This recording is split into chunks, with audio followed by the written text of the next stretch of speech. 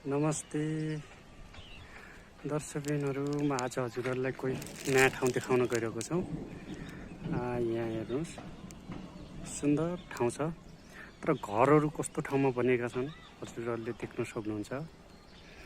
एकदम डर लाग्ने ठाउँमा।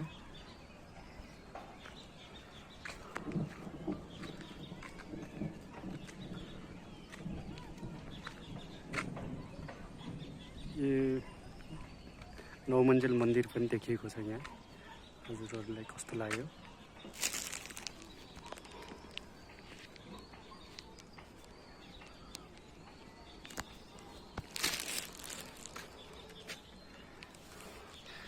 घना जङ्गलमा